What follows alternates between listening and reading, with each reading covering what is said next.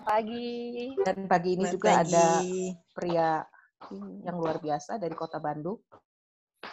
Ada yang tahu? Yang paling cakep di sini namanya Remsi. Remsi dari 2003 ya Pak. 2003 di bidang entertain sampai saat ini. Hai dulu, hai. Hai. Supaya berinteraksi. Oke. Luar biasa. Nah, Bapak Ibu, kita akan mulai acara pagi hari ini dan akan dibuka oleh Bapak Yunus Timotius. Saya persilahkan Bapak Timotius. Ya, puji Tuhan. Selamat pagi untuk Indonesia bagian barat. Mungkin agak tengah, masih ini timur sudah siang. Yang lain-lainnya seperti Ibu Heliana, selamat apa ini? Selamat siang, Pak. Jam 1. Terima kasih kepada Tuhan Yesus, kita boleh bertemu lewat acara Zoom. Nggak kepikirkan dulu ada pertemuan seperti ini kan? Nah, tapi ya lewat Zoom kita semua bisa bertemu, bisa saling lihat wajah dalam sebuah acara webinar yang luar biasa, ya, di luar dari yang kebiasaan. Terima kasih untuk Ibu Natalia, ini udah hidup-hidupan.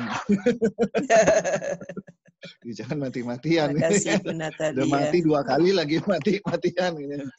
Hidup-hidupan. Sehingga kita bisa berkumpul di acara ini. Terima kasih Ibu Heliana dari jauh-jauh sana, negeri Kanguru. Lagi gratis lagi. Aduh, sering-sering Bu. Ini ya, Mas. Memberi lebih berkat daripada menerima, ya. Amin. Terima kasih juga kepada mantan pacar tadi yang ada nongol juga ya. Pada Bapak, ya.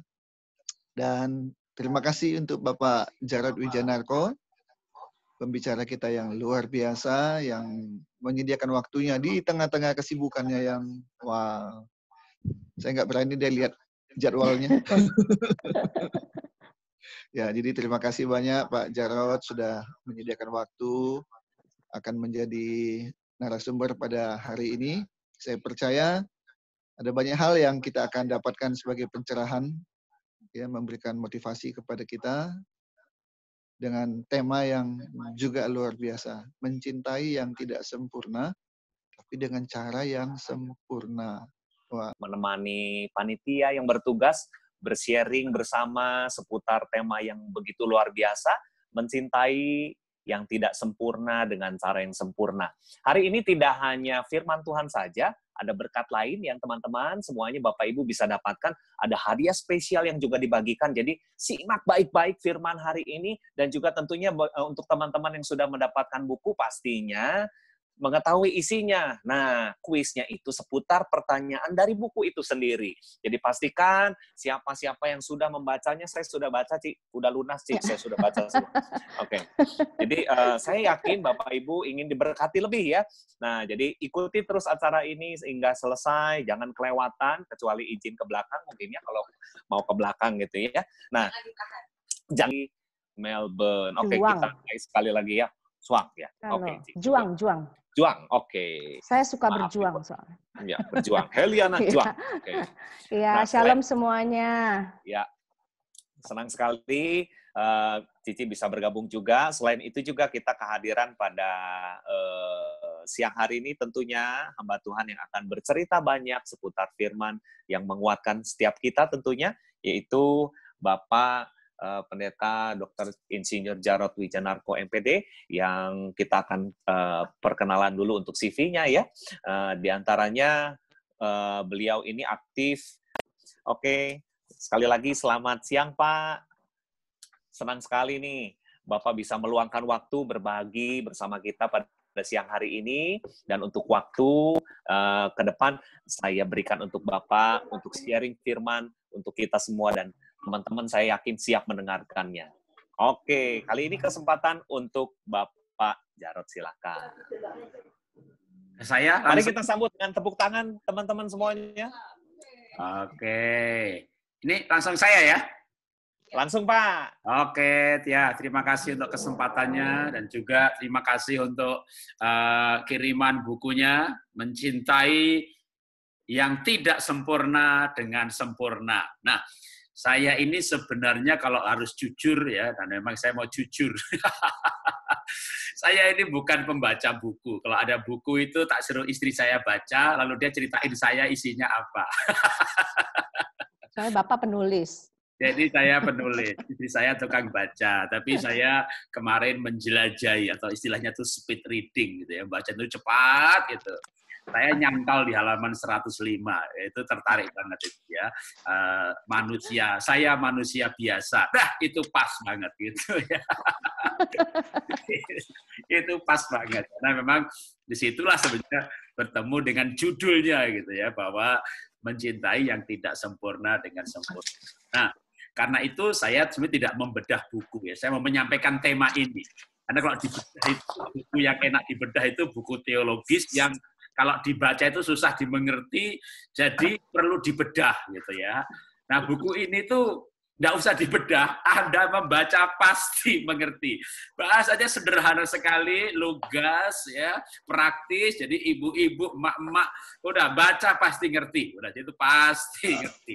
Bacanya Ringan pokoknya ya Pak ya. bukunya Ringan, praktis, ringan, aplikatif ya. Memang baca buku seorang ibu ya. Kalau bukunya seorang suami yang nulis laki-laki, apalagi dokter teologi ya, itu mumet itu bacanya udah.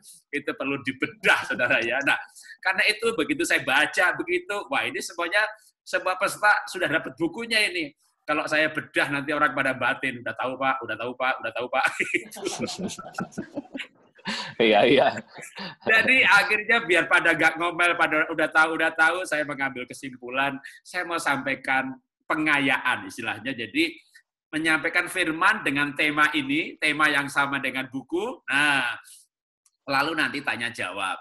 Boleh bertanya isi buku, boleh juga bertanya yang lain. Sehingga temanya memang mencintai yang tidak sempurna dengan sempurna. Waktu tanya jawab, nanti saya akan menjawab bersama istri. Ya, jadi istri saya itu punya talenta. Pertama, baca buku. Kedua, menjawab pertanyaan.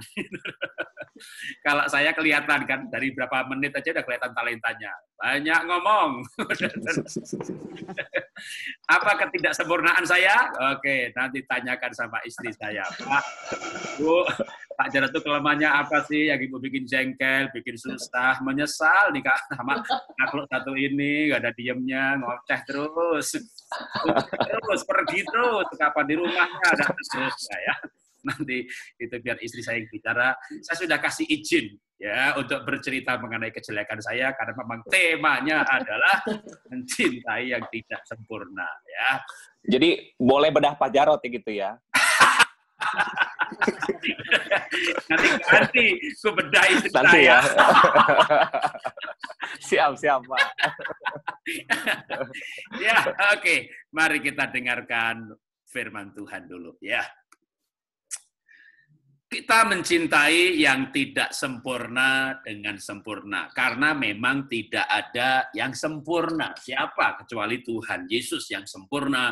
Dan dia pada mulanya firman bersama dengan Allah. Dan firman itu adalah Allah. Firman itu menjadi manusia. Dan saat dia menjadi manusia, dia sempurna. Dan Yesus manusia yang sempurna. Di luar Tuhan Yesus tidak ada yang sempurna. Anda mau menikah dengan ketua sinode, ya pasti muntah darah di tengah jalan. Anda menikah dengan pendeta paling hebat, Anda bisa kecewa kok di mimbar sama di rumah beda. Pak Jarod juga begitu, tanyakan istri saya ya. Nah, kenapa demikian? Ketidaksempurnaan itu juga berbicara sebenarnya dengan keunikan. Mazmur 139 berkata, engkaulah yang membentuk buah pinggangku, menenun aku dalam kandungan ibuku. Menenun itu karya seni yang sengaja. Namanya karya seni itu berbeda dengan produksi massal. Pada waktu Daud hidup sudah ada teknologi tekstil, teknologi printing, tapi dia nggak berkata, Tuhan, engkau mentekstil aku atau memprinting aku, gitu ya. Tapi menenun. Tenun itu karya seni yang sengaja. Karya seni seperti lukisan mirip, pasti ada yang mirip, tapi nggak mungkin sama persis. Demikian juga dengan kita. Orang kembar pun tidak bisa sama persis. Mirip bisa. Karya seni. Nah, karya seni yang seperti apa? Ayat selanjutnya, Aku mengucap syukur, kejadianku dahsyat. Jadi unik dan dahsyat. Tapi saya lebih banyak berbicara soal uniknya dulu, ditenun. Kita mau deketi dengan ilmu apa coba ya? Saya berikan beberapa ilmu untuk mendekati, menganalisa pasangan hidup kita atau diri kita sendiri. Maka diri sendiri atau pasangan bisa dites dengan sidik jari misalnya, itu adalah bayangan dari otak. Maka dari sidik jari ini bisa ketemu pola pikir, cara mengambil keputusan. Jadi kalau Anda tuh nggak ngerti pola pikir suami saya tuh gimana sih, otaknya tuh gimana, nah itu dites otaknya lewat sidik jari. Atau bisa lewat DNA, tapi mahal, 15-18 juta. Kalau sidik jari kan murah, itu ketemu pola pikir. Misalnya anak saya, bukan suami istri, wah memberontak terus, oh pola pikirnya anti mainstream, jalur logikanya sering terbalik. Jadi cara menasihatinya begini, ketemu, hubungan kita jadi intim sekali. Nah itu keunikan dari pola pikir atau cara kerja otak. Yang residu pembangunan otaknya ada di sidik jari. Makanya 8 miliar manusia, sidik jarinya nggak ada yang sama, ya karena unik. Lewat apa lagi yang kita bisa lakukan keunikan seseorang? Dan juga untuk mengetahui ketidaksempurnaannya.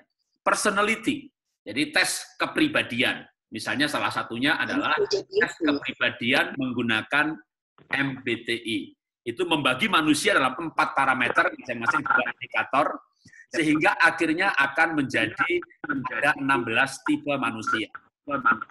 Maka berdasarkan tes personality ada 16 macam. Atau misalnya menggunakan ilmu temperamen dasar. Dengan ilmu temperamen dasar ini kita bisa membagi manusia dalam 4 macam utama, tapi manusia kan kombinasi. Misalnya saya waktu tahun 90 sanguin kolerik.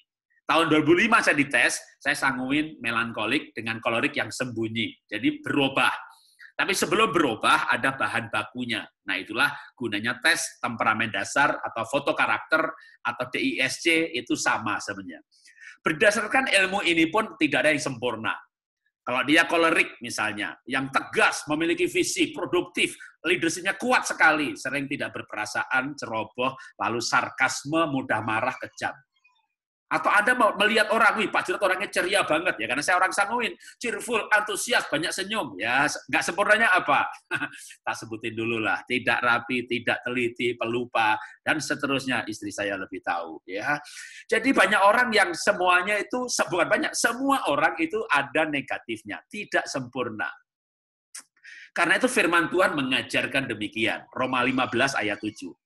Sebab itu terimalah seorang akan yang lain, sama seperti Kristus juga telah menerima kita untuk kemuliaan Tuhan. Maka yang namanya mencintai dengan sempurna, yang tidak sempurna, pertama apa? Menerima apa adanya. Saya hanya memprovokasi, menasihatkan, untuk bisa menerimanya itu ikhlas, maka ikutilah tes kepribadian. Boleh salah satu ya. Kalau sidik jari bayar, karena harus datang ke psikolog di scanning. Mau yang gratis, DISC, foto karakter, temperamen dasar, MBTI, Enneagram, semuanya melimpah dengan gratis ada di Google. Jadi jangan tanya saya, tanya Google. Tes kepribadian, enter. Personalitas, enter. Gitu. Udah muncul itu dijawab, nanti membuat mengerti, oh saya orangnya seperti ini, pasangan saya seperti ini. Itu akan membantu menerima apa adanya. Karena kasih yang sempurna, itu bukan pasangannya yang sempurna, tapi cara yang sempurna itu menerima apa adanya. Kan Tuhan Yesus menerima kita apa adanya, sampai kita menyanyi lagu, belum pernah ada kasih di dunia sanggup menerima diriku apa adanya, seperti dirimu, seperti kasihmu Tuhan. Jadi kita diterima Tuhan apa adanya, kita diterima, diampuni, dibentuk, nah menerima apa adanya. Maka kasih yang sempurna pertama menerima apa adanya. Seperti yang firman Tuhan ajarkan dalam Roma 15 ayat 7. Menerima apa adanya termasuk positif dan negatifnya. Ya, saya terima kamu kalau kamu nggak galak lagi. Lah, sampai mati ya dia masih galak lagi kalau dia orang kolerik. Kecuali ya dia kena stroke lalu urat saraf galaknya putus gitu. Jadi menerima apa adanya itu ya saat positifnya, saat negatifnya. Bisa berubah nggak Pak? Nanti kita mungkin tanya jawab, kita bahas itu. Menerima walaupun tidak berubah. kebutuhan manusia itu untuk diterima. Bahkan kalau diterima baru bisa berubah. Tapi sebenarnya kita nggak bicara merubah. Menerima. Kasih yang sempurna itu menerima. Kalau dituntut malah mengkristal, memang saya begini, kamu cinta apa tidak, gitu ya. Maka jangan menuntut pasangan untuk merubah. Pernikahan itu bukan lembaga training center, ya, yang rapi mentraining yang tidak rapi supaya sama dengan dirinya, yang mentraining darah tinggi, yang ditraining darah rendah, udah berantem terus sampai salah satu mati, masalahnya yang satu nggak mati-mati, sudah dah, itu pernikahan bisa menjadi neraka kehidupan di mana saling menuntut. Maka kasih yang sempurna, mencintai sempurna tidak menuntut, tapi menerima apa adanya. Tapi justru kalau diterima, cintanya tumbuh. Dan kalau cintanya tumbuh, maka pasti berubah. Tapi berubah itu jangan obsesi ya. Merubah pasangan itu jangan obsesi. Saya sering bertanya kepada orang-orang yang sudah menikah gitu, coba siapa yang pasangannya sudah berubah, angkat tangan. Gitu. Nah, sedikit sekali, saudara ya. Jadi seharusnya sih kita berubah. Tapi banyak orang tidak berubah justru karena dituntut. Kamu harus begini dong, kamu harus begini dong. Lah, saling menuntut, sudah. Memang saya begini, kamu cinta apa tidak? Tapi kalau diterima, orang itu bahagia. Kalau bahagia, orang berubah loh. Bukti kalau orang bahagia itu berubah. Mungkin saya kasih bukti dulu yang gampang. Banyak orang kan, Pak, anak saya itu nggak mau mandi. Gimana ya Pak, malas mandi. Tolonglah doakan Pak, tumpangi tangan biar dia rajin mandi. Saya nggak akan doakan dia rajin mandi. Saya doakan dia punya pacar. Begitu dia punya pacar, dia bahagia. Nggak usah disuruh mandi. Mandi sendiri. Sehari mandi 3 kali, seminggu keramas 4 kali, kerimbatnya 2 kali. Begitu putus cinta, nggak mandi lagi. Nah, kenapa? Ya karena nggak ada cintanya, maka dia malas mandi. Nah, kalau gitu suami saya kok malas mandi ya Pak? Ya berarti nggak ada cinta, saudara. Ya, supaya dia rajin mandi, dikasih cinta. Tapi sebenarnya kita fokus pada menerima apa adanya, membuatnya bahagia. Itu namanya mencintai dengan sempurna. Karena itu saya simpulkan dulu bagian pertama ini. Ya, ada beberapa bagian segmen dalam ceramah atau pelajaran hari ini. Keluarga adalah tempat di mana setiap pribadi mendapat penerimaan dan menjadi bahagia. Menerima pasangan apa adanya, dengan segala kelemahannya dan kelebihannya. Membuatnya bahagia dan berubah. Justru kalau diterima, dia bahagia. Kalau bahagia, dia berubah. Sekali lagi, jangan punya obsesi dia berubah. Nggak bahagia, nggak berubah aja bahagia kok. Kalau berubah, itu namanya bonus kebahagiaan. Ya. Kalau saya berubah apa enggak? Saya enggak menjawab. Biar istri saya yang jawab, ya kan? Masa ngaku-ngaku berubah.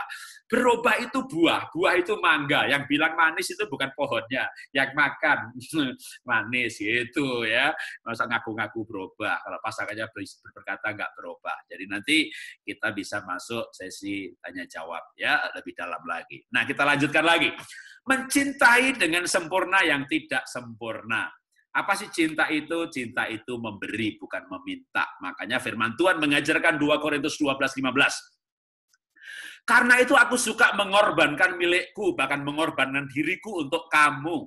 Jadi jika aku sangat mengasihi atau mencintai kamu, masakan aku semakin kurang dikasihi. Memang ini bukan suami istri, ini Paulus mencintai jemaat, tapi esensinya sama. Cinta itu memberi, persis waktu kita dulu pacaran, ya, pengen ngasih hadiah, memberikan waktu, datang, berikan perhatian, waduh, luar biasa, ya. Setelah menikah, amit-amit, ya. Kita ingat aja waktu pacaran dulu bahwa cinta itu memberi. Yang paling susah mungkin bukan memberi uang, bukan memberi waktu, ya, memberi pengampunan, memberi maaf. Cinta itu memberi, bahkan Tuhan Yesus kalimatnya diambil dalam Kisah Rasul, tapi itu perkataan Tuhan Yesus. Mengingat perkataan Tuhan Yesus, sebab ia sendiri telah mengatakan, lebih bahagia daripada menerimanya. Cuma kadang kalau sudah menikah itu kita memberi capek Pak Jarod, capek Pak. Masa saya ngalah terus memberikan pengalahan, masa saya memberikan pengampunan itu capek. Sampai kapan dong Pak? Capek Pak, capek. Loh ini kok aneh ya, kalau nggak sama dengan ayat tadi ya, memberi itu lebih bahagia. Capek Pak, bukan bahagia Pak, capek Pak. Oke, nanti ditanyakan, Pak gimana caranya memberi dan tidak capek ya. Jadi sudah saya kasih ide-ide untuk bertanya ya. Tapi mestinya memberi itu bahagia. Memberi perhatian, bisa. Memberi pujian, bisa. Memberi waktu, bisa. Memberi duit, bisa. Kalau duitnya banyak. Tapi mungkin yang susah memberi pengampunan. Ya, sakit loh Pak, sakit Pak, sakit Pak, sakit Pak, sakit ya, emang sakit. Mengampuni itu nggak mudah. Untuk mengampuni itu Tuhan Yesus yang adalah Tuhan jadi manusia, diludahi, ditempeleng, dicambuk, disalib. Itu hanya untuk mengampuni. Betapa susahnya mengampuni. Bahkan sampai Tuhan kalau bisa cawan ini lalu. Karena salib itu pengampunan.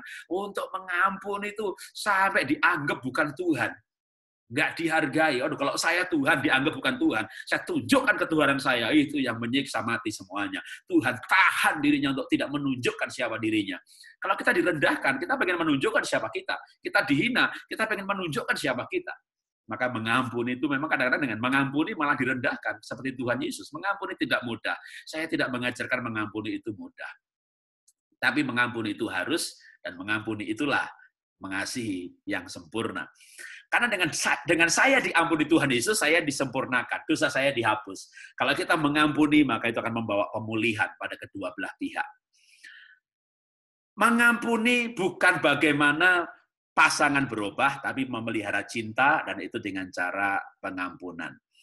Tapi gimana Pak saya bisa mengampuni? Sedikit tips dulu. Maka secara pribadi kita pun harus menjadi pribadi yang bahagia. Bergaul dengan Tuhan, mengenal keunikan diri, bersyukur sehingga kita bisa punya kemampuan mengampuni dan membahagiakan pasangan. Saya berikan lagi kesimpulan atau quote untuk segmen yang kedua. Ya, saya akan bacakan. Ketika orang fokus ingin bahagia dan minta diperhatikan, minta dimengerti, minta diterima, ia akan kecewa. Saat ia memberi, ia mulai bahagia. Berikan perhatian, ya, suami atau istri ngapain, diperhatikan, terima kasih. Kamu potong rambut ya, waduh terima kasih ya, kamu masak hari ini enak banget. Wah, dikasih perhatian, mulai memberi. Nanti ketika yang diberi mulai senyum, nggak cembetut lagi, dia kembali energi positifnya kepada kita, tiba-tiba kita juga mulai mengalami kebahagiaan. Maka mulailah beri. Pertanyaannya, capek Pak Jarod, capek Pak, itu egoisnya itu Pak, egoisnya itu satu makhluk itu Pak, diberi juga agak balas-balas Pak. Nanti kita bahas, saudara ya, ini talk show bukan khotbah, jadi saya harus menahan untuk tidak menjelaskan semuanya, paling tidak kita ada bagian untuk tanya jawab. Yang ketiga, mencintai dengan sempurna, maka kita perlu belajar menabur. Janganlah kita jemu-jemu berbuat baik. Nah itu ya, ditaburi pengampunan, ditaburi kebaikan. Jangan jemu. Kenapa jangan jemu? Karena apabila sudah datang waktunya, kita akan menuai. Koma, asal, ya, koma. Jika kita tidak menjadi lemah. Makanya benar-benar ya, jangan lelah berbuat baik. Ini kan konteksnya pernikahan aja ya. Jadi ibu, baikin tuh suami, baikin Pak. Tapi Pak, suami saya itu Pak, kalau saya mau kasih ilustrasi Pak, itu mukanya kayak Herodes Pak, urapannya kayak Firaun Pak, tingkah lakunya kayak Pontius Pilatus Pak. Waduh, ibu punya suami seperti Pontius Pilatus, pasti ibu akan punya karakter seperti Tuhan Yesus yang menderita di bawah pemerintahan Pontius Pilatus. Ibu pasti akan sabar, akan tabah, akan tekun, akan ulet, karakternya muncul semuanya mulia seperti emas, asal tidak mati duluan. Ya, jadi jangan mati duluan sebelum karakternya. Tapi suami saya tuh galak banget, Pak. Bisa nggak dia berubah? Pasti berubah. Asal tadi firman Tuhan berkata, jangan menjadi lelah. Ya, jadi orang dibaikin itu pasti berubah. Dibaikin pasti berubah. Dibaikin pasti berubah. Kenapa saya berkata pasti? Karena firman Tuhan berkata, semuanya berubah. Dunia berubah, musim berubah, ekonomi berubah, makhluk hidup berubah, semua manusia berubah. Hanya satu yang tidak berubah dari dulu sekarang sampai selama-lamanya, yaitu Tuhan Yesus. Makanya kalau ibu aja nih nanti bisa dibalik Bapak ya, baik, dibaikin, itu dibaikin suami, pasti dia berubah. Pak Jarod, saya sudah bertahun-tahun, belasan tahun Pak baik sama suami, tapi dia nggak berubah. Ibu sudah baik belasan tahun sama suami tidak berubah. Tidak Pak, mungkin dia Tuhan Yesus. Hanya Tuhan Yesus yang tidak berubah. Coba selesai seminar ini, Ibu selidiki, dia Tuhan Yesus apa bukan? Kan hanya Tuhan Yesus yang tidak berubah. Kalau ternyata dia Tuhan Yesus, ibu-ibu, jangan tunda-tunda, Bu. Salibkan dia, Bu. Mati dan dikuburkan, turun ke dalam kerajaan maut. Tunggu 3 hari. Kalau dia bangkit, memang dia Tuhan Yesus. Nah, kalau nggak bangkit, Pak, Ibu lapor polisi. Pak polisi, suami saya itu mati 3 hari yang lalu, itu bukan sakit Pak, tak salib dia. Ibu, kenapa ibu salib suami? Karena saya kira dia Tuhan Yesus. Kenapa ibu mengira dia Tuhan Yesus? Karena dia tidak berubah-berubah, Pak. Oh, makanya Bapak yang dengar sekarang ini, Bapak. Sekarang saya ganti pesan sama Bapak. Bapak dengar baik-baik, Pak. Bapak harus berubah, Pak. Daripada disalib sama istri Bapak, ya. Bapak harus berubah. Pasti bisa berubah. Kalau mau berubah, pasti bisa berubah. Tetapi saya mau kuatkan ibu-ibu, jangan suaminya, jangan disalib, ya. Jangan disalib dulu. Baca dulu bukunya ini. Mencintai yang tidak sempurna dengan sempurna. Pasti ibu nggak jadi menyalib Tuhan Yesus, karena udah pasti nggak menjadi menyalib suami, maksud saya, karena suami ibu pasti bukan Tuhan Yesus yang akan datang kembali. Dia akan datang kembali, tapi bukan suami ibu. Jadi mari kita belajar untuk tekun, tidak jemu-jemu. Nanti tanyakan juga gimana Pak supaya nggak lelah berbuat baik. Tapi saya lanjutkan dulu pelajarannya, ya. Bagaimanapun juga ada hukum tabur tuai. Namanya perilaku anak kita, itu respon dari perlakuan kita kepada anak-anak. Perilaku istri kita, itu respon dari perlakuan kita kepada istri kita. Kalau saya perhatikan istri, saya senyum sama istri, saya baik sama dia, saya perhatikan. Wah, ini Bapak dengar baik-baik ya. Perhatikan istri, bagian dompetnya, saldonya ada apa tidak, perhatikan rekeningnya, gitu ya. Jangan jadi suami yang pelit, waduh, perhatiin cuma mukanya, badannya, bodinya, seksinya, perhatikan. Loh, kalau belum menikah, waktu pacaran perhatikan tuh bibirnya, bilang, bibirmu bagus banget, ya. Belum menikah, bilang tuh, waduh, rambutmu tuh indah banget. Sudah menikah, perhatikan rekening dan saldo, ya. Salah satunya tentunya, ya.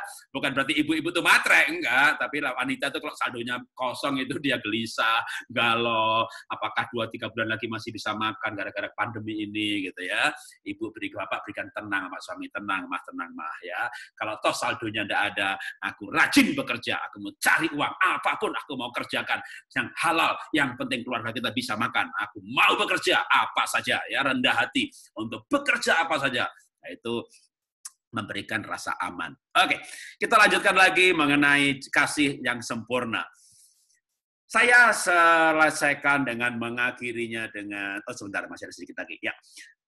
Bagian segmen ini saya berikan kesimpulan juga, saya berubah semakin jujur dan terbuka, karena istri saya mencintai saya dan keluarga saya. Kasih yang sempurna melenyapkan ketakutan. Jujur, saya dulu tidak jujur. Tapi karena istri saya mencintai ibu saya, mencintai adik saya, maka dulu yang saya tidak jujur, akhirnya saya belajar jujur. Tadinya saya diam-diam ngasih uang ibu saya, tapi karena istri saya mencintai keluarga saya kehilangan ketakutan. Dulunya saya takut untuk jujur. Maka kasih yang sempurna akan melenyapkan ketakutan. Firman Tuhan berkata demikian, bahwa kasih yang sempurna melenyapkan ketakutan. Suami yang menjagai perasaan istri dengan kesabaran, mengasihi istri dan menghargai pribadinya akan mendapatkan istri yang bertumbuh dalam kehidupan seksual yang semakin intim. Sebaliknya juga, ya, banyak bapak-bapak menjumpai istrinya frigid atau dingin seksual. Padahal dulu di awal pernikahan atau waktu pacaran romantis banget. Romantisnya seseorang dipengaruhi hormon estrogen dan progesteron, ya. Kalau untuk wanita, kalau laki-laki testosteron. Tapi hormon itu akan habis sebelum bahkan menopause kalau dia kecewa dan kepahitan. Maka seorang suami tugasnya menjaga mood istri dengan menjagai perasaannya, supaya akhirnya suami istri bisa mendapatkan hubungan suami istri yang intim. Cinta tidak menuntut pasangan berubah, tetapi membahagiakan pasangannya. Namun pasangan bahagia akan berubah ke arah yang lebih baik. Ketika dua orang saling mencintai, mereka saling membahagiakan, dan masing-masing berubah. Orang nggak punya pacar, malas mandi, begitu bahagia karena dicintai, dia berubah. Suami istri harusnya begitu. Suami istri yang saling mencintai dan masing-masing merasakan cinta pasangannya, mereka masing-masing berubah. Karena masing-masing berubah, maka akan menuju keserupaan, kesepadanan. Sepadan nggak turun dari langit, tapi dibangun lewat perubahan masing-masing, di mana dua-duanya berubah karena cinta. Penutup bagian segmen terakhir sebelum tanya-jawab. Roma 8:28, bahwa Tuhan mengizinkan segala sesuatu untuk merubah kita. Merubah apa? Merubah sampai kita serupa seperti Tuhan Yesus waktu menjadi manusia. Kita tidak akan menjadi seperti Tuhan, tapi kita akan menjadi seperti Tuhan Yesus waktu Tuhan Yesus menjadi manusia, sehingga dia menjadi yang sulung di antara banyak saudara. Maka bukan saya merubah pasangan saya harus berubah. Karena firman Tuhan mengajarkan, dia memanggil saya supaya saya berubah. Jadi menikah itu atau hidup bukan hanya menikah. Saya harus berubah, itu komitmen pribadi, bukan merubah pasangan. Saya dulu maling, saya waktu SMA belum bertobat, maling. Perpustakaan di sekolah saya maling. Itu udah pokoknya ya, nonton film porno, onani hampir tiap minggu. Lalu dirubah sama Tuhan menjadi laki-laki yang kudus. Asal-asalan, pelupanya minta ampun. Kayaknya saya 10 tahun terakhir nggak pernah kehilangan HP lagi. Saya mengalami perubahan yang cukup signifikan. Padahal dulu, kehilangan barang melulu. Ya. Nah, saran saya, nasihat saya, kalau Bapak berubah atau Ibu berubah, rendah hatilah katakan. Kok kamu berubah sih? Karena aku mencintai kamu. Gitu loh. Banyak orang itu kebalikan malah nggak mau berubah kalau demi dia. Istrinya menasihati nggak mau berubah. Dinasihati sama Nabi dari luar negeri, hamba Tuhan yang diurapi. Waduh, dan dia berubah karena nasihat orang lain. Yang asal bukan istrinya. Jadi banyak orang gengsi berubah kalau karena pasangannya. Jangan. Bahagiakan dia dengan mengakui bahwa perubahan itu karena nasihatnya. Orang rendah hati disayang Tuhan. Orang congkak sombong dibenci Tuhan. Tuhan aja benci, apalagi suaminya, istrinya. Nak, lihat mukanya. Herodesnya kambuh lagi. Ya, belajarlah rendah hati, karena itu adalah yang menyenangkan hati orang lain. Atau berdoalah demikian. Tuhan, rubah saya menjadi teladan perubahan bagi pasangan saya. Tidak menuntut berubah, tapi kita berubah. Quote penutup. Ya.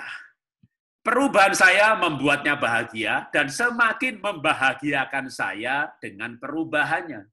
Maka pasangan yang bahagia semakin sepadan dan serupa. Jadi kita diciptakan seperti gambarnya Tuhan, kita jatuh dalam dosa, lalu kita mau berubah kembali menjadi seperti gambar yang semula, maka saya berubah ke arah Tuhan Yesus, yang warna biru saya, yang warna pink istri saya, dia berubah juga ke arah Tuhan Yesus. Dua pribadi masing-masing berubah ke titik yang sama, ke arah yang sama, maka jaraknya makin dekat.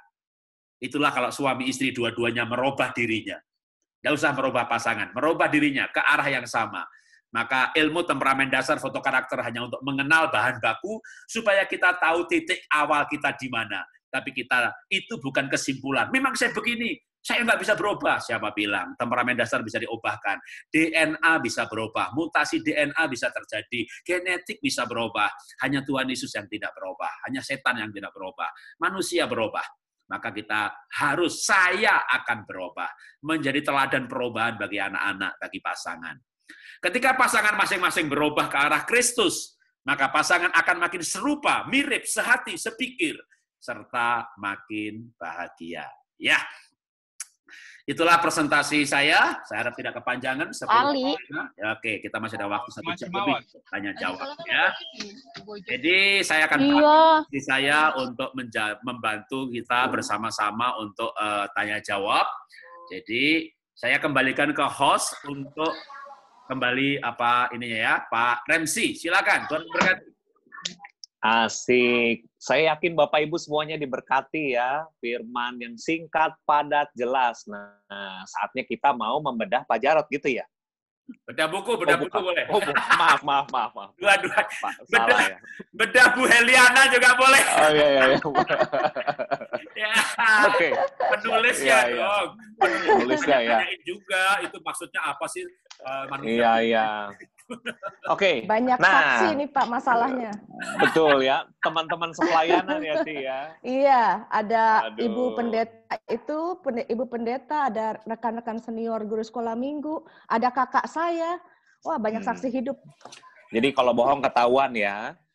Pasti. Jadi Pak Remsi, tolong selain tanya saya, tanya Bu Heliana juga ya. Siap, biar seimbang ya Pak ya. Baik. Nah, pada kesempatan kali ini kita sudah diberkati dari rangkaian firman, presentasi katanya ya, Pak Jarod bilangnya supaya terkesan lebih santai.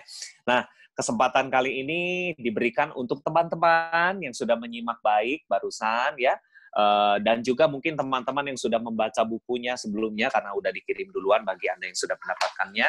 Nah, kesempatan untuk kita bertanya, yang sekarang sesi pertanyaan yang pertama ini untuk Pak Jarod gitu ya. Yang pertama untuk Pak Jarod dulu, saya kasih 3 pertanyaan.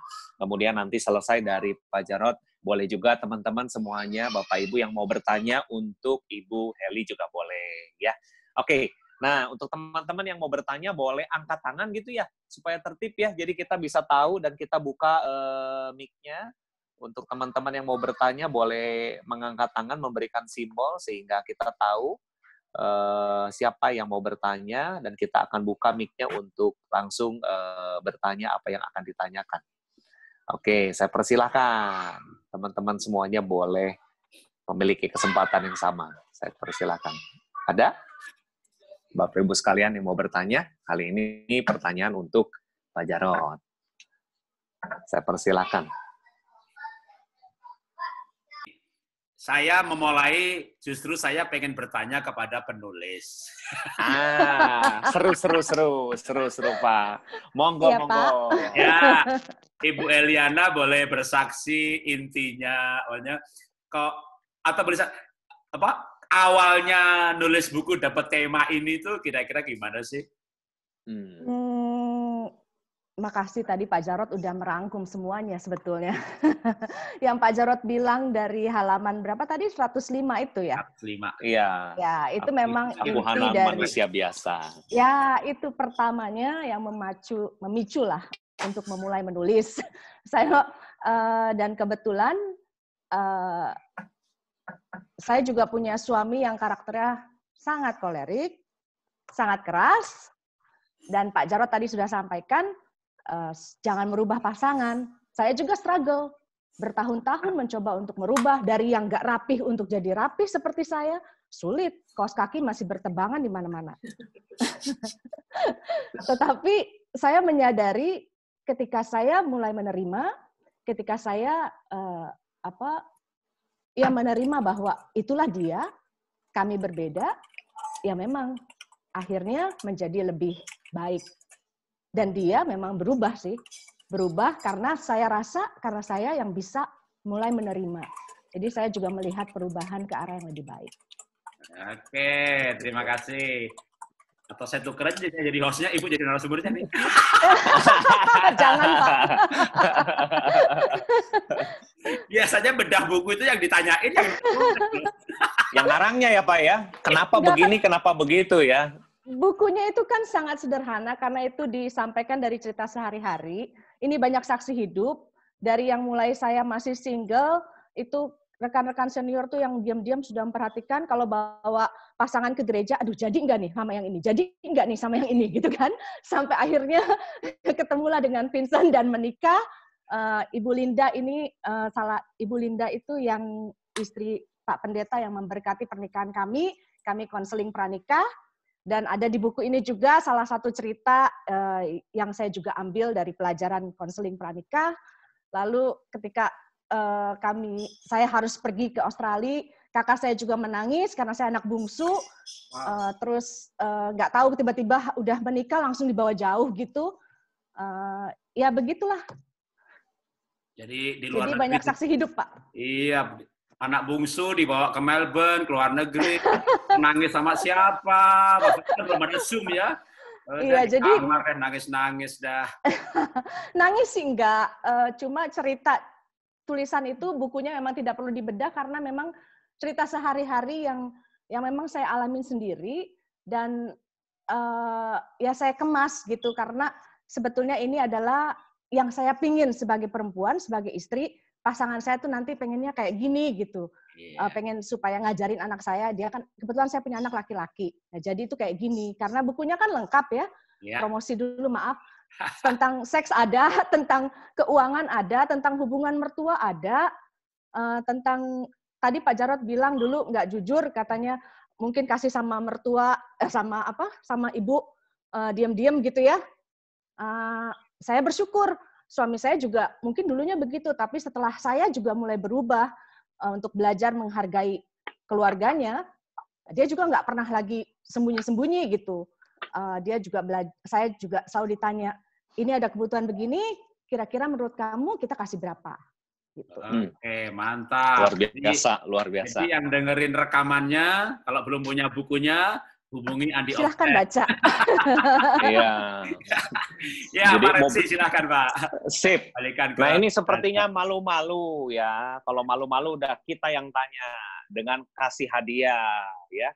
Tadi di awal sudah disampaikan bahwa hari ini tidak hanya diberkati dengan firman-Nya, tapi kita juga ingin memberikan gimmick-gimmick nih atau hadiah untuk teman-teman semua yang sudah tergabung, yang meluangkan waktu untuk sama-sama kita bercerita tentang firman dan juga judul yang menarik, mencintai yang tidak sempurna dengan cara yang sempurna. Nah, kali ini pertanyaannya gampang ya. Nanti admin di sini atau host di sini akan melihat tangan yang paling cepat terangkat. Nah, jadi kamera Ibu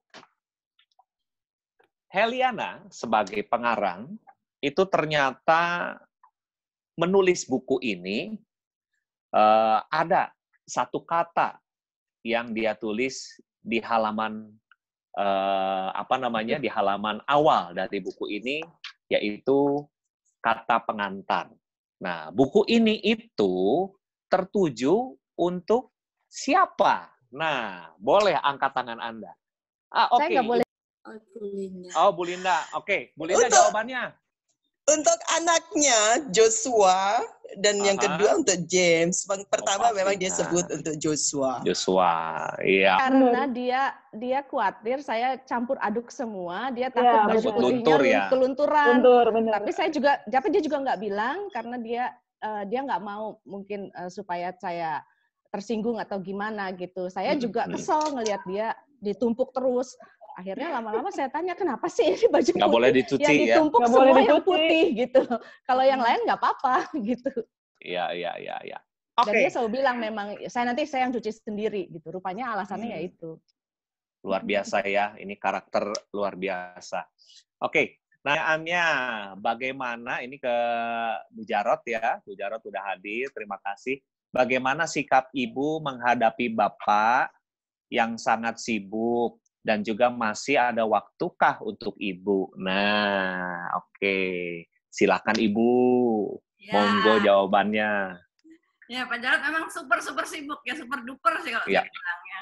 Sampai kadang kalau anak atau ada temen atau yang nanya gitu, Pak Jarot kemana Bu? Saya mesti mikirnya agak beberapa detik. Ntar dulu. Kemarin Kemana ya? Hari ini kemana ya? Bentar. Saking mobile-nya gitu ya. Tapi ini juga saya sadar kenapa? Karena ini doa saya. Saya dulu waktu doa minta suami itu minta yang rajin. Jadi dijawab sama Tuhan kerajinan.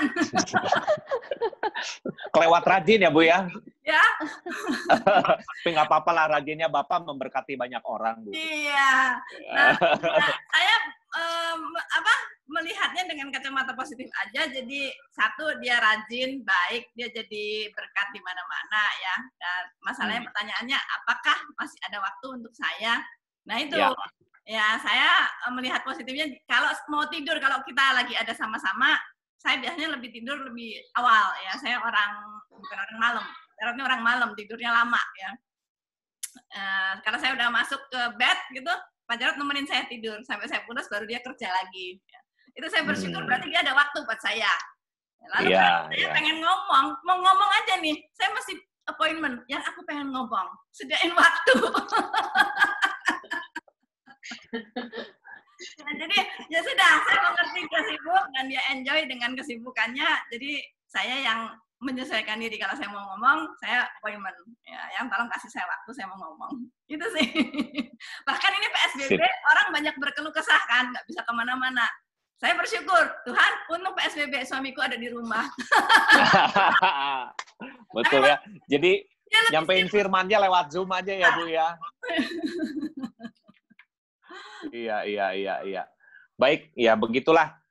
Memang suami yang sibuk, apalagi penuh talenta ya, bisa melayani banyak orang. Dengan Pak Jarot ngomong sedikit aja orang, wah, udah tersentuh hatinya ya.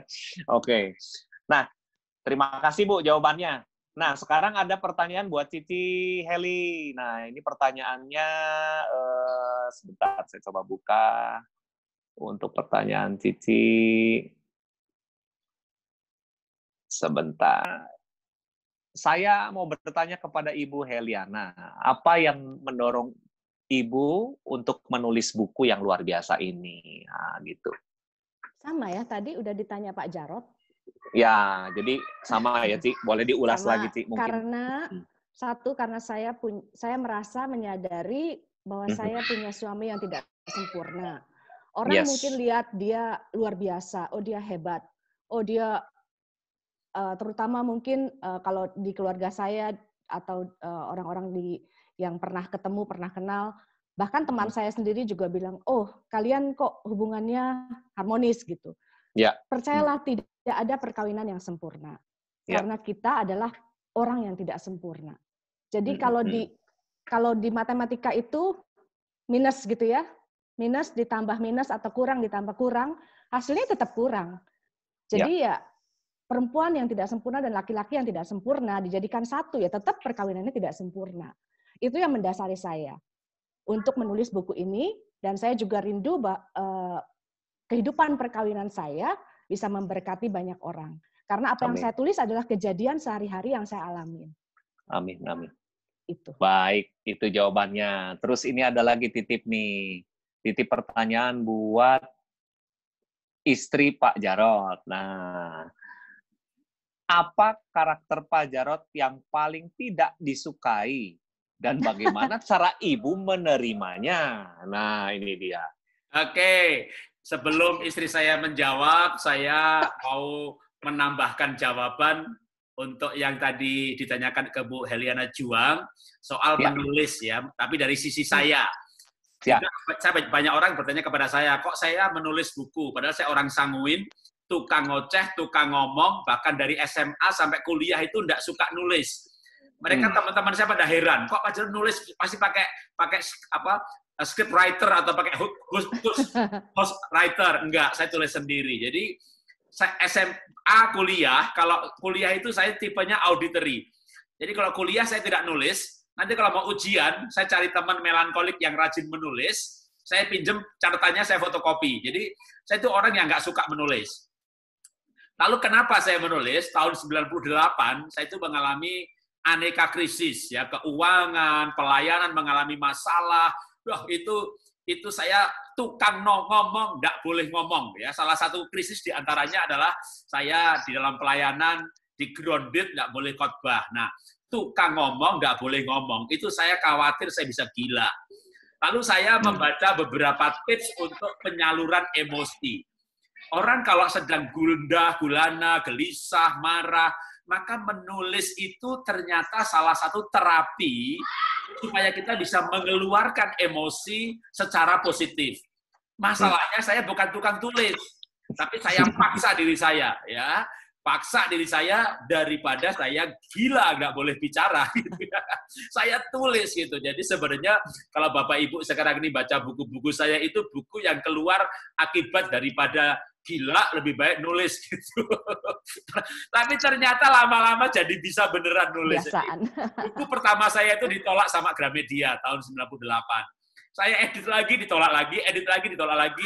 Tahun 2005, kira-kira 7 tahun kemudian, buku pertama saya baru diterima oleh Gramedia. Jadi, karena memang bukan tukang menulis, tapi karena keadaan, pergumulan yang menekan. Jadi, kadang-kadang dengan ditekan dengan keadaan, maka potensi itu keluar. Ada. Ya. Sekarang, biar istri saya menjawab dah pertanyaannya tadi. Ya. Oke, monggo Ibu jawabannya.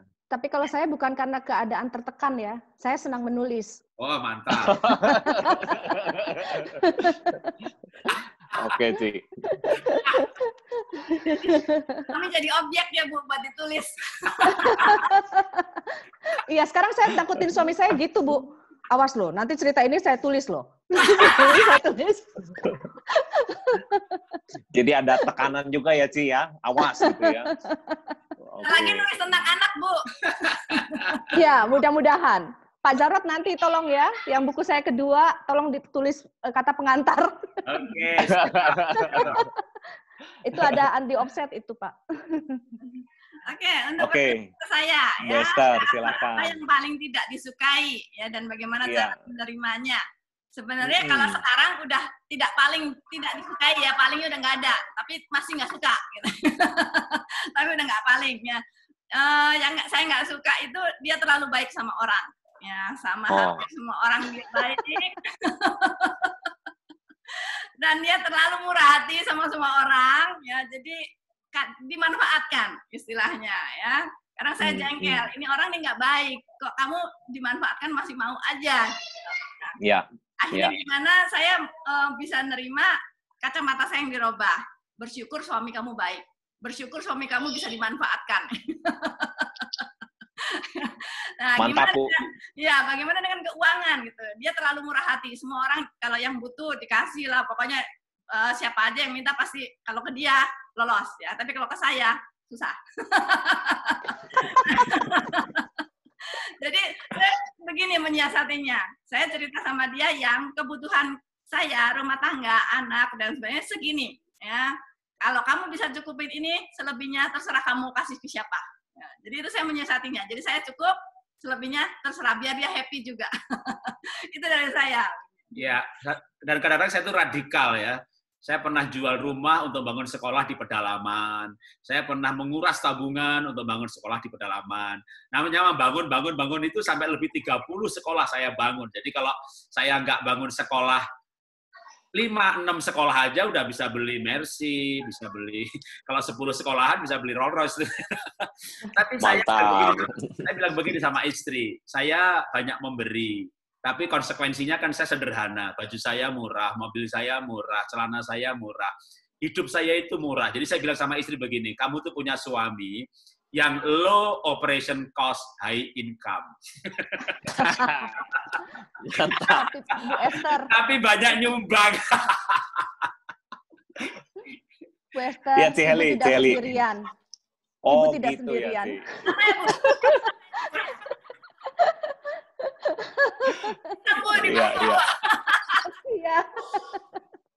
Iya. Oke. Asik sekali ya pembahasannya tuh. Ngobrol santai ini banyak keluar. Jadi kita membedah apa ya hari ini? Pokoknya semua dibedah ya. Oke.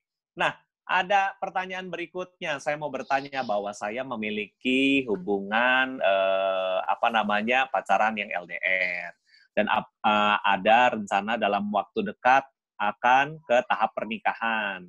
Dan nanti setelah menikah kami akan tetap LDR.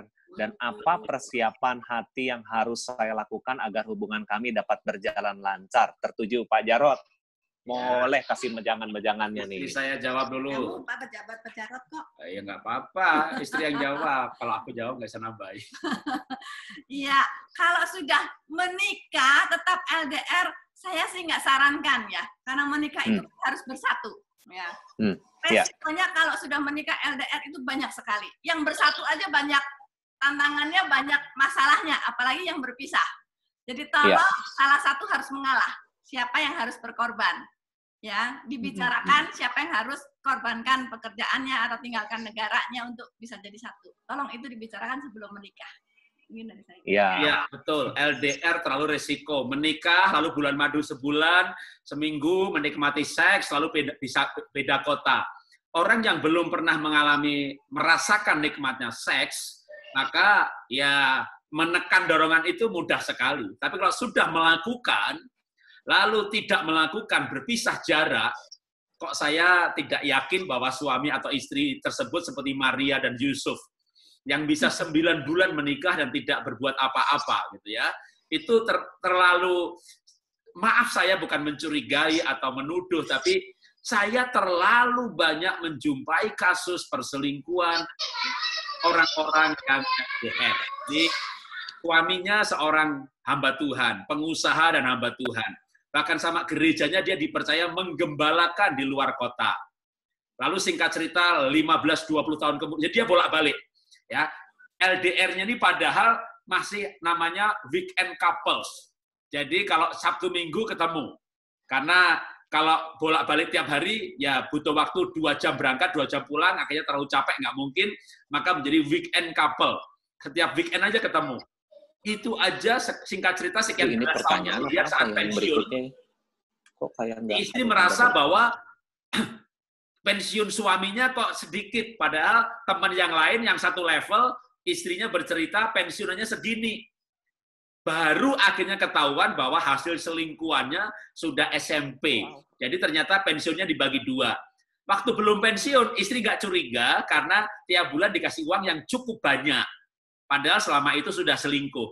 Anda bisa bayangin selama belasan tahun itu suami menggembalakan cabang di sana, khotbah hari Minggu, sambil selingkuh. Jadi itu maaf saya menyampaikan cerita ini.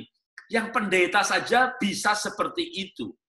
Lalu Anda yakin bahwa pasangan Anda lebih rohani, kalau Anda yakin lebih rohani, mungkin belum boleh LDR. Tapi saya betul-betul tidak menyarankan hubungan LDR. Itu boleh hanya untuk sementara. Misalnya 6 bulan atau setahun. Ya, tapi baiknya sebelum menikah udah dipersiapkan dari sekarang. Setelah menikah ini mau di kota yang mana? Salah satu meninggalkan pekerjaan, merintis dari awal. Atau kalau belum yakin, tunda pernikahannya. Kalau nggak bisa ditunda, maka setahun kemudian setelah sekarang, pilih salah satu. Ya, salah satu korban karir. Lebih baik menghidupi karir dari awal, daripada Anda menikah ulang dari awal karena tidak diizinkan pernikahan lagi. Yang kedua. Jadi, sekarang saya udah direktur, Pak. Udah mundur, resign, jadi supervisor di kota yang berikutnya. Nanti ada pelipat gandaan pekerjaan. Jadi tetap kalau saya menyarankan suami istri tidak berpisah. Itu pencobaannya terlalu besar. Ya. Jadi sementara misalnya suami mau, ada juga bukan yang baru akan menikah ya. Orang sudah menikah, suaminya keluar kota, keluar negeri, merantau, mengadu nasib, hidup dari bawah. Silahkan. Tapi segera begitu sedikit mapan saja, boyong keluarganya. Karena kalau enggak, ya saya menjumpai terlalu berat untuk zaman sekarang. Ya, zaman dulu lebih, karena sekarang ini pencobaannya jauh lebih berat, pornografi di mana-mana, orang berani menggoda di mana-mana. Kalau nggak ada pornografi, otak ini nggak mikir ke arah seks. Tapi begitu banyaknya, ya itu situasi hari-hari ini kalau saya tidak menyarankan suami istri LDR. Ya. Oke, nah itu penjelasannya cukup lengkap ya. Nah, terima kasih Pak Jarod dan Ibu untuk bantu menjawab pertanyaan barusan. Nah, di sini ada pertanyaan lain. Pertanyaan lain dari salah satu teman kita. Mau tanya, misalnya gini, ini kepada Pak Jarod ya, dan Ibu. Misalnya gini, kita sebagai perempuan sudah berubah untuk orang yang kita cintai, berusaha untuk membuatnya nyaman. Namun, dia tetap tidak mau berubah. Apa berhubungan dengan sikap introvertnya dia? Karena dia memang sangat tertutup untuk masalah percintaan. Atau apakah mempunyai trauma atau problem yang belum bisa diceritakan, mempengaruhi, sehingga sulit untuk berubah. Terima kasih. Mungkin pandangan Bapak dan Ibu ada masukan mungkin untuk rekan satu ini. Istri tidak berubah, suami belum. Oke. Ya, kita berubah ya melengkapi suami itu harusnya kita bahagia kalau kita bisa berguna, kita bisa melayani, bisa melengkapi suami. Masalah dia nggak berubah, ya nggak apa-apa karena kita bahagia. Tapi sudah berusaha ya Bu ya. Bonus kebahagiaannya ya. Kita akan membuat kita lebih bahagia. Nah, jadi jangan jemu-jemu berbuat baik gitu ya Bu. Betul. Berbuat baik karena kita dapat kebaikan dari Tuhan. Jadi itu melimpah keluar, bukan mengharapkan kebaikan dari suami atau suami yang berubah, bukan. Ya. Tapi karena kita terima dari Tuhan melimpah keluar. Jadi kalau suami nggak berubah nggak masalah, aku udah happy. Tapi kalau dia berubah karena perubahan kita, wah itu bonus. Ya. Kalau memang suami kita lihat ada trauma masa lalu atau ada sesuatu yang memang belum selesai, ya coba aja didoakan dulu pertama. Kalau memang bisa lebih dalam, lebih bisa terbuka, mungkin ke psikolog. Mungkin itu yang perlu bisa digali supaya kebahagiaannya juga lebih maksimal, nggak masalah. Baik. Dari saya adalah perubahan itu mungkin susah untuk perubahan ekstrim. Maka tadi saya waktu di presentasi, saya sampaikan mengenai sanguin, kolerik, melankolik. Kalau dia introvert, yaitu melankolik dan plekmatik, yang cenderung tertutup, ya, orang seperti itu untuk berubah terbuka itu, wow, butuh mujizat, butuh penuh Roh Kudus, butuh peristiwa traumatis, butuh mengalami gonjang-ganjing. Jadi, tapi kalau dari orang kolerik yang kasar menjadi tegas, ya, itu kasar ke tegas itu dekat. Kasar itu negatif, tegas itu positif. Sanguin yang borosnya minta ampun. Dari boros ke murah hati, itu dekat ya. Dulu boros yang nggak berguna, sekarang saya nyumbang pedalaman, ngasih hamba Tuhan, ngasih yayasan. Bentuknya sama, cuma beda. Boros itu beli barang yang tidak berguna, murah hati itu akan diberkati Tuhan. Jadi perubahan dari boros ke murah hati, itu lebih gampang. Tapi dari boros murah hati menjadi hati-hati, itu susah. Saya orang yang susah sekali untuk hati-hati. Sampai saya punya usaha animasi, tutup, production house, tutup. Saya buka event organizer, rugi 3-4 miliar. Saya buka usaha toko, habis lagi berapa miliar. Jadi ketika saya rugi berkali-kali, baru saya hati-hati. Ya, kenapa hati-hati? Karena saldonya habis. Jadi itu perubahan yang memang susah. Tapi akhirnya tadi saya bilang, saya sadar, saya ini orangnya nggak hati-hati. Akhirnya kalau saya punya keuntungan, dulu sebagian besar saya pegang, istri untuk biaya operasi bulanan sekian, kali ini aja 12 bulan kamu pegang, dia rasa aman. Lebihnya lagi saya nyoba bisnis ini, nyoba bisnis itu, rugi, bisnis itu rugi. Belakangan sekarang bukan sebagian besar yang saya pegang, malah sebagian besar yang dia pegang, boleh dikatakan semuanya, saya hanya pegang untuk kira-kira 1 bulan operasional saya. Jadi itu cara menyiasati supaya saya tidak banyak mengalami kerugian. Tapi perubahan seperti yang saya alami itu tidak mudah, karena saya sampai mengalami ditipu orang, kerugian miliaran rupiah, dan rugi sebesar itu bagi saya besar sekali, karena saya bukan anaknya konglomerat, ya. Engkong saya melarat. Saya merantau ke Jakarta, bawa koper, tinggal di pinggir kuburan Jakarta, kontraknya hanya 450.000 untuk 6 bulan, jadi hidup dari bawah. Maka ketika mengalami peristiwa kerugian yang besar, itu kayak bang begitu. Nah, itu membuat saya berubah. Jadi intinya, suami yang memang tertutup, flekmatik, melankolik, lalu diubah menjadi terbuka, itu susah sekali, kecuali dia mengalami peristiwa traumatis atau hal-hal yang lawatan Tuhan. Tapi paling tidak mungkin berubah sedikit aja, perlu dipersiapkan dengan appointment, saat pergi liburan. Ibu terbuka dulu, baru dia terbuka sedikit. Ibu terbuka banyak, dia terbuka sedikit. Ibu cerita ngasih uang keluarganya, dia cerita sedikit. Itu sedikit-sedikit paling enggak akan ada perubahan yang memang kalau temperamen dasarnya dia tipe pemalu.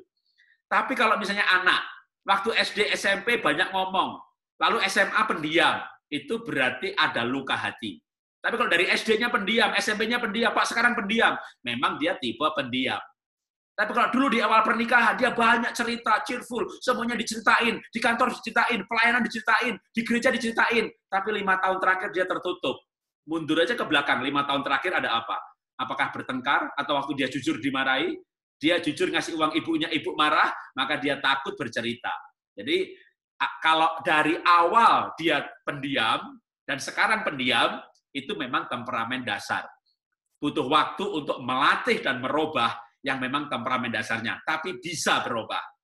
Tapi kalau dia berubah di tengah jalan, dulunya ceria, cheerful, banyak cerita, sekarang pendiam, ada akar yang harus diselesaikan. Kenapa dia menjadi pendiam? Nah, itu akarnya perlu konseling atau ya terbuka. Mundur aja ke belakang sejak kapan dia pendiam. Sejak bertengkar, sejak dia jujur dimarahi, sejak dia ngasih uang ibunya, lalu ibu marah kepada suami dengan hebat, maka dia diam. Kenapa dia diam? Dia bukan berhenti memberi, dia berhenti bercerita. Karena dia yakin tetap harus memberi orang tua. Dia punya keyakinan, kalau mengabdi kepada orang tua, pasti akan diberkati. Dan dia sudah buktikan, kalau dia memberi orang tua, omsetnya naik, dia memberi orang tua, diberkati. Keyakinannya makin kuat. Saya harus mengabdi kepada orang tua. Cuma makhluk satu itu, istrinya pelitnya minta ampun, istrinya jahat. Maka dia mengambil keputusan, tidak udah cerita sama yang satu itu. Nah, kalau kasusnya seperti itu, supaya pasangan mau bercerita, kembali, maka harus mundur ke belakang. Harus minta maaf untuk marah yang 5 tahun lalu ibu lakukan saat suami jujur ngasih uang ibu, itu harus dimundur ke belakang, bongkar masalahnya, dan minta maaf di situ untuk menyembuhkannya. Oke, terima kasih. Baik, jawabannya mantap sekali, Ibu Bapak. Terima kasih untuk penjelasannya ya. Mudah-mudahan bisa menjawab untuk rekan yang bertanya. Dan selanjutnya, kali ini masih ada pertanyaan. Pertanyaan berikutnya ini tertuju kepada Ciheli. Hal apa yang paling Ibu syukuri punya suami seperti Bapak Vincent? Monggo. Pasti udah ketebak dong. Yang paling disyukuri adalah karena Vincent adalah seorang yang takut akan Tuhan. Kami punya kesamaan iman, kesamaan visi dalam bangun keluarga, dan itu sangat berharga sekali. Karena saya pernah punya pacar, gitu, berkali-kali dengan yang tidak seiman. Saya sok jago, saya sombong, saya pikir saya kuat, saya pasti bisa tarik mereka. Tapi enggak tuh. Bertahun-tahun pacaran, enggak ada hasil, dan akhirnya ini ada saksinya itu Ibu Linda. Pernah saya bawa ke gereja beberapa kali, tetap aja juga enggak jadi orang yang sungguh-sungguh takut dalam Tuhan gitu ya. Dan ketika saya dipertemukan sama Vincent, saya bersyukur Vincent adalah orang yang sungguh-sungguh di dalam Tuhan. Dan dari situ kami membangun keluarga, dan itu yang sangat saya syukuri. Oke, Bu Heli ketemunya di mana, Bu? Jakarta lah. Oh, Jakarta ya. Di gereja, tempat kerja gitu. Kakaknya Vincent itu punya istri dulu sama-sama satu kerja, satu sekolah dengan saya. Oh iya. Saya dulu kerja di sekolah ya. Iya, International School ya, Jakarta ya. Iya. Iya, oke. Terima kasih jawabannya. Nah, kali ini cukup menarik dan rada sedikit berat ya, agak sedikit berat nih pertanyaannya. Ya, Pak Jarod, mohon dijawab. Tuhan menciptakan tentunya berpasang-pasangan ya harusnya. Tapi mengapa manusia bisa berhubungan dengan sesama jenis gitu, Pak? Ada yang misalkan lesbi atau dan homo itu, Pak. Aduh, mungkin Pak Jarod bisa bantu. Iya, kalau orang homo diambil DNA-nya, maka dia berbeda dengan DNA laki-laki. Seorang lesbi diambil DNA-nya, maka DNA-nya berbeda dengan DNA wanita. Ya, manusia itu ada 23 pasang kromosom. Sperma dan telur ketemu, itu maka 23 pasang kromosom. 23 rantai dari ayah, 23 rantai dari ibu. Jadi 23 pasang kromosom. Satu kromosom itu sendiri rantai DNA. Maka ada istilahnya misalnya untuk kesehatan pinggang itu DNA nomor sekian, rantai sekian. Untuk dorong perilaku seksual itu DNA rantai sekian gitu ya. Nah, maka ada benarnya kalau orang berkata bahwa Pak ini kan bukan dosa, Pak ini kan DNA-nya berbeda. Saya harus menyetujui dulu fakta ilmiah bahwa memang DNA-nya berbeda. Tetapi saya punya teori yang lain atau pendapat dari beberapa pakar juga yang rajin untuk ikut seminar-seminar mengenai LGBT di dunia ini. Ada seorang dokter, seorang psikiatri, ada dokter DNA. Jadi saya punya komunitas teman-teman para hamba-hamba Tuhan yang pakar pada bidangnya. Nah, itu begini. Gampangnya aja kita waktu SMA aja, kalau yang IPA atau kuliah, kita mengerti namanya mutasi DNA. Jadi sebenarnya kalau DNA-nya berbeda, itu pun pasti terjadi karena sudah mutasi DNA. Atau DNA-nya nggak berubah, tapi mutasi perubahan dorongan perilaku. Karena mencintai sesama jenis itu dorongan seksual atau perilaku seksual. Perilaku itu bisa karena mindset, bisa karena hati. Kalau Tuhan Yesus berkata, Markus pasal 7, dari hati timbul pikiran, lalu perbuatan jahat, pembunuhan, perzinahan. Contohnya orang normal, seorang gadis pernah terjadi, saya menjumpai kasus, dia pacaran. Maaf nih, saya bicara apa adanya, agak sedikit rasis. Dalam arti, gadis ini seorang Tionghoa, punya pacar orang Jawa. Saya juga Jawa, istri Tionghoa. Cuma orang tua mereka nggak seperti orang tua kami, maka ibu si anak gadis ini melarang pacarannya mereka. Supaya putusnya total, maka anaknya dikirim ke Australia. Di Australia, anak saya juga yang nomor 3 kuliah di Melbourne, tapi sekarang udah balik Indonesia, tapi cukup lama di sana. Sehingga kalau anak saya nomor 1, nomor 2 kuliahnya di Singapura. Di Australia itu kos-kosan lebih mahal daripada di Singapura. Maka supaya irit, ya ibu ini cerita yang balik yang ibu yang tadi, anaknya yang pacaran nggak disetujui, maka di Australia kamarnya supaya irit berdua dengan ya tentunya cewek, ya masuk anaknya cewek berdua sama cowok. Nah, kalau ibu punya anak perempuan, kuliah ke luar negeri, anaknya cewek, lebih aman kos sama cewek apa lebih aman kos sama cowok ya? Gitu ya. Nah, saya ceritakan, ketika wanita patah hati ketemu wanita patah hati, ada masalah psikologis. 20-100 tahun yang lalu, 2 orang wanita patah hati bertemu nggak masalah.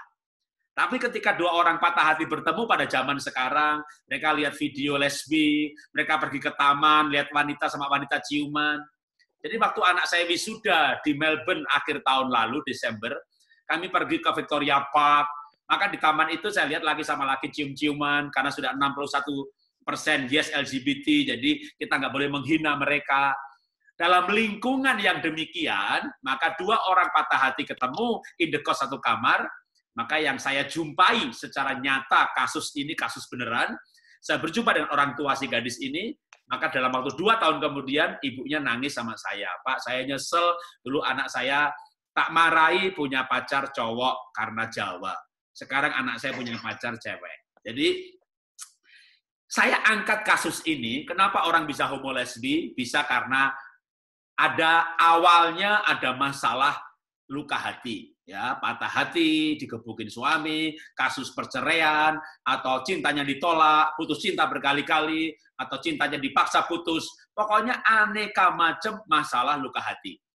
Lalu luka hati ini nggak disembuhkan, curhat sesama laki-laki, curhat sesama perempuan, mendapat ide, wah, ya, karena ide ini akan mempengaruhi mindset. Maka perlahan-lahan terjadi perubahan mindset, perubahan perilaku. Maka ada orang yang betul-betul akhirnya menjadi homo atau lesbi, atau ada juga yang menjadi bisex. Dia menikah dengan perempuan, punya anak, tapi waktu ada masalah dia lari ke laki-laki dan selingkuh dengan laki-laki. Jadi suami selingkuhnya dengan laki-laki. Ini sekarang memang masalah ini makin kompleks. Ya. Jadi mungkin saya hanya bisa membahas singkat, tapi kalau lain kali mau dibikin seminar khusus temanya LGBT gitu ya. Nah, kita bisa kupas tuntas, tapi mungkin kali ini saya kembalikan ke tema utamanya aja soal mencintai dengan sempurna yang tidak sempurna. Terima kasih, Tuhan berkati. Baik, terima kasih jawaban-jawaban luar biasa yang sangat memberkati, dan tentunya terima kasih juga untuk teman-teman semua yang sudah menjawab. Kali ini satu hadiah terakhir yang harus disampaikan, pertanyaannya dari saya. Ya. Tuhan, terima kasih Bapak Ibu, pasti diberkati ya, apalagi moderator kita, semangat. Terima kasih juga untuk Bapak Ibu yang sudah hadir, waktu kita tepat lebih 6 menit, 11.30 kita berakhir. Terima kasih Ibu Heliana, terima kasih Pak Yunus, terima kasih tentunya Pak Jarot, Ibu Esther. Kita akan bertemu di pertemuan berikutnya ya. Terima kasih, Tuhan Yesus memberkati.